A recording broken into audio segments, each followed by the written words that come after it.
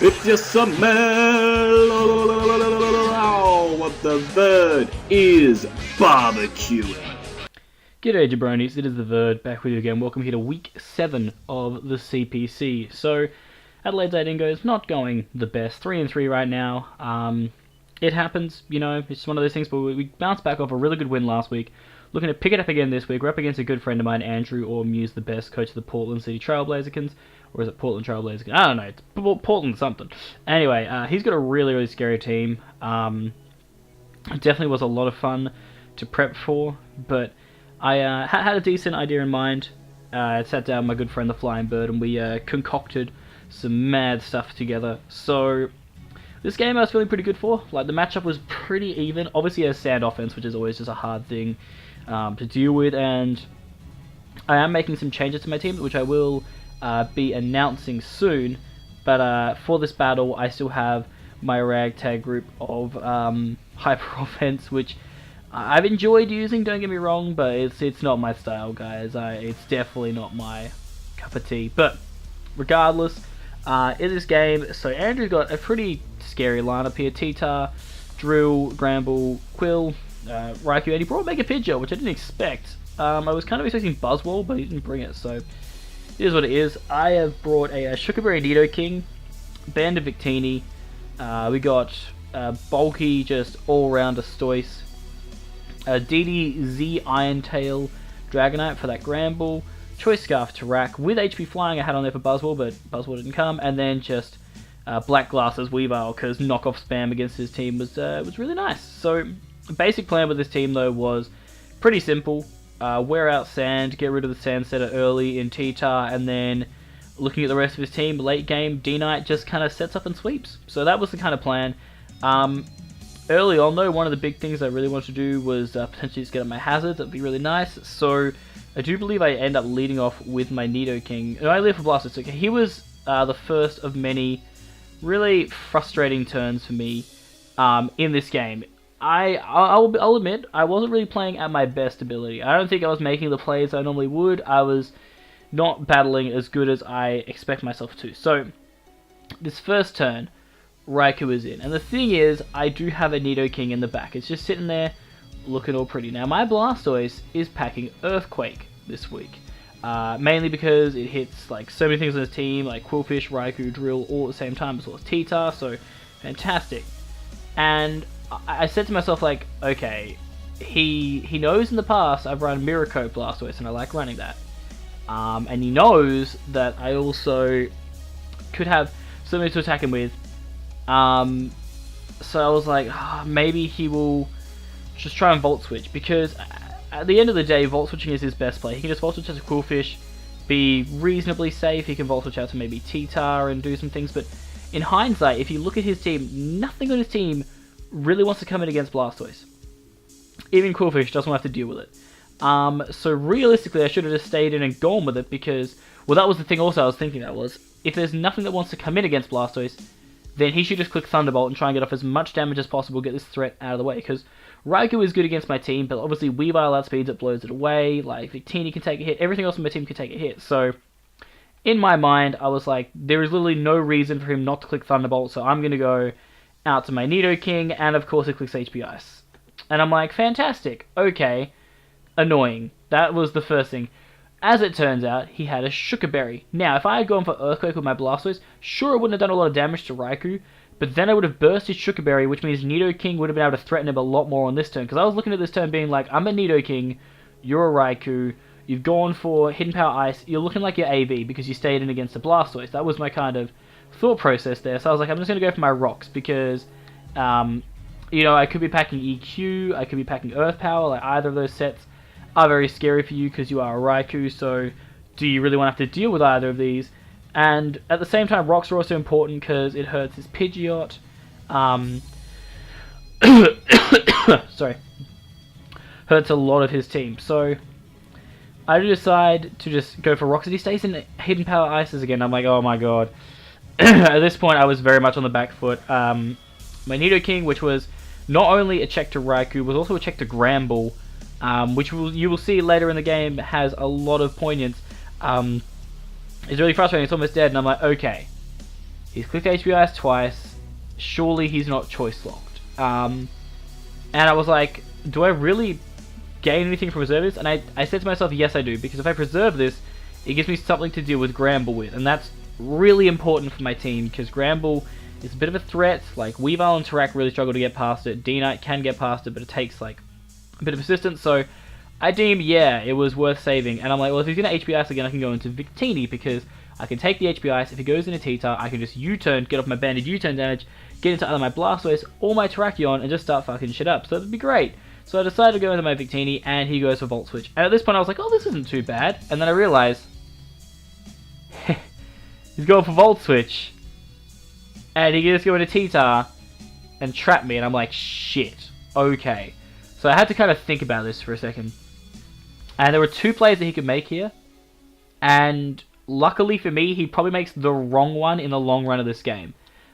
He decides to go for Pursuit on my Victini. Now, what he should have done there was gone for Stealth Rocks, because he knows since he was Tropical Berry, he could have lived any hit. And because the Sandstorm was up, he'd be able to break my Dragonite's Multiscale anyway. And if he went for Stealth Rock there, not only would he be able to break my Dragonite's Multiscale, but then it would mean that the drill that he has in the back would be a much bigger threat. But luckily for me, he does have the Chopper, which means he won't die to this. But he goes for Pursuit, and because I decided to not switch out, I'm going to be able to pick off his T-Tar here. But he does decide to go into Gramble. And this is really good, because this lets me scout kind of what Gramble I'm dealing with. And from this damage, it's looking, yeah, max defense. And I'm like, ho ho, Rocky Helmet 2, great.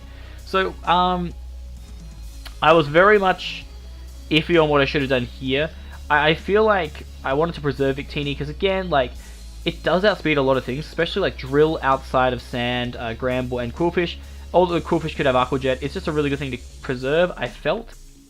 So I actually decided to go hard out to my Nidoking. Reason being was because I was like, well, what's he going to do here? And the thing is, he doesn't know that I'm banded, because he decided to go for a rest, and I'm like, that's really surprising since we only had 27% loss. But this is really good for me, because with Nidoking asleep, it gives me a lot of good pivot turns, and at this point, looking at his team, he doesn't really have a good switch in for Nidoking. Now, at this point, I wasn't really sure if he was Shuka or not, but looking at his team, Sludge Wave was my best play, and I was looking at the calcs for Sludge Wave, and the issue I was seeing was that if he is a bit of a bulkier Mega Pidgeot can come in after Rocks and actually take the Sludge Wave, because I'm not really that special attack invested. Like, I'm kind of special attack invested, but Pidgeot could take it. So I was like, you know what? I'm going to risk it for the biscuit. I'm going to predict you to switch out to your Pidgeot or your... The other reason why I went for Ice Beam too, I should explain, was the fact that he could have gone out to... He could have gone out to Extra Drill, because if he was Air Balloon Drill, he could have taken the Earth Power, and if he was just, you know, Drill, he could have taken the Sludge Wave. So Ice Beam was kind of the best middle ground play, as I drew Ice Beam and just knock the Pidgeot straight out. So Pidgeot does not do anything this game. He goes into Drill. Now, at this point, it's interesting, because Drill obviously is going to outspeed me. I know it's going to outspeed me. And I was contemplating what I should do here. Like, what was the best play for me in this situation. And I kind of decided that my best play is just to sack off my Nidoking, as he does go for that, and because he's Life Orb that kills. If he wasn't Life Orb, that probably would have knocked me out, but I do get to go into Terrakion, and he actually decides to sack off T-Tar, which is interesting. I thought maybe he would want to go into Gramble, but the reason why T-Tar is a good play at the same time is because if I'm SD Tarak, and he goes into Gramble, because he's asleep, there's a chance I can just set up and blow away two of his mons, whereas if he goes T-Tar, then he can go to Drill after this and just revenge me. So that was a good play on Andrew's part. I am able to knock out his T-Tar, which is massive though for me. This is really huge. But this is where I make a bit of a misplay. So I was worried about Drill just killing my Terrakion, because he still had Quillfish that I could outspeed, and outside of Sand, obviously I could outspeed this thing and I could outspeed Raikou.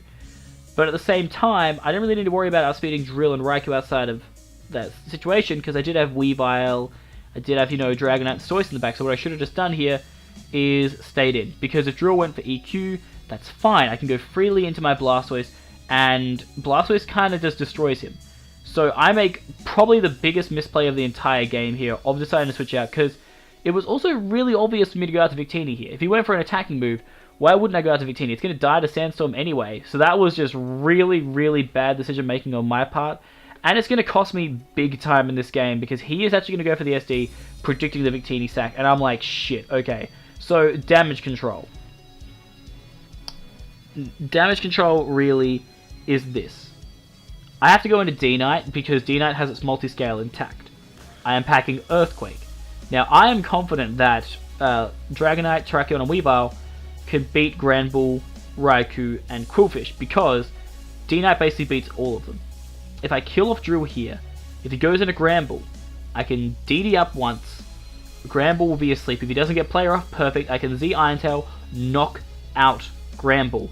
Granbull's then down at +1 speed. I can go for EQ onto the Raikou, popping the Sugar Berry, yes, but then also putting Raikou in range of just dying to Weavile or my Scarf Terrakion late game. So, all you had to do, Dragonite, all you have to do, it's a 70% chance this works out and we win this game, remember. But as you guys know, Hacks is never a friend of the Verd, and we are going to get flinched. So, that sucks. So this turn, also the thing that Andrew was talking about, like, feeling bad for it, it's like, it's a part of the game. Like, you can't change that. Yes, it sucked that it happened to me, but this is a part of the game that we play. I'm not going to try and get all salty about it. Hacks happens. It's happened a lot to us this season, but it is just one of those things that happens, and you have to try and play around it. So my way of playing around it was thinking logically. I was like, right, we've seen this as a Life Orb drill. From the damage I can see, I can play around this. I can go out to my Blastoise. Why would I want to go out to my Blastoise this turn? It's because there are currently 2 turns of sand left as this turn goes. So I can go out to see, the thing is, if I let Dragonite die and then went out to Blastoise, +2 Life Orb drill knocks out Megastoise. That's not something I want. So I want to go out to Blastoise here, predicting a Rock Slide or whatever move that is not EQ. Blastoise can live that. Then I can double back into my Dragonite, and if I do that, Dragonite, yes, will die, but then Sand is gone forever, and Weavile can come back in, and then I still have Blastoise in the back that can deal with Granbull. Because that's the problem right now, is that Granbull, as I said, is becoming that little bit more of a threat, so preserving Blastoise will allow me to survive, and I know the Blastoise can basically take any hit from this drill, so we should be fine. Unless he crits. That is something that I did not factor in, and that is terrible for us. That is basically the nail in the coffin, unfortunately, guys, because without Blastoise, as you can see from the rest of the team, unless I preserve my Dragonite, I have no way to stop Drill. So, I was contemplating sacking off Terrakion at this point, just because if I sacked off Terrakion, then I could go into Weavile and kill Drill with Knockoff. Then if he went into Granbull, I could go hard Dragonite. Hopefully he Sleep Talks and gets Rest. Then I could go for a DD. Hope again he doesn't get a move that helps him. Then go for my Z move, knock out Granbull, and be fine. But yeah, the other thing I could have done actually also was I could have gone Terrak, lost it, and then gone Weavile, click Knockoff. If he goes Granbull, I could have gone into D-Knight.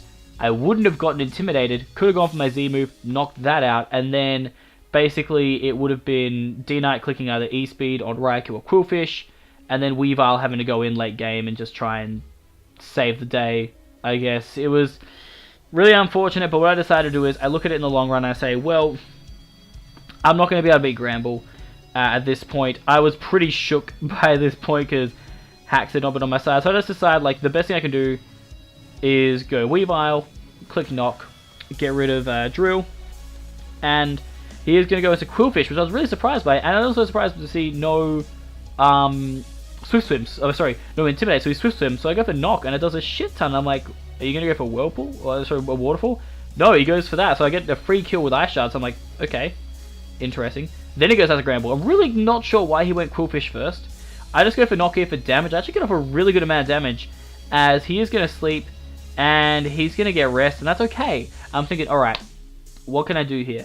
Unfortunately, my Terrakion is not packing Poison Jab. I have Close Combat, Rock Slide, Hidden Power Flying, and Earthquake. It was basically the perfect coverage for his team, because in hindsight, I have Z Iron Tail Dragonite, I have a Blastoise, I have a Victini, and I have a Nidoking. I had 4 ways, effectively, to stop Granbull, and unfortunately, 2 of those ways got absolutely fisted, so at this point, Terrak can't really touch it that much, so I'm going to have to just spam Knock. I get a crit, and I'm like, ooh, maybe this gives me a chance, and then I see his bulk up. And I'm like, it's over. It's actually over. He goes to rest, and I'm like, it's actually over, because I am running Rock Slide instead of Stone Edge.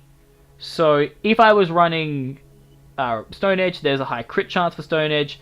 If I had got the crit, I think I would have been able to win this game. But Rock Slide was a lot safer in this matchup because I didn't need the damage output for this game. Rock Slide killed everything it needed to kill.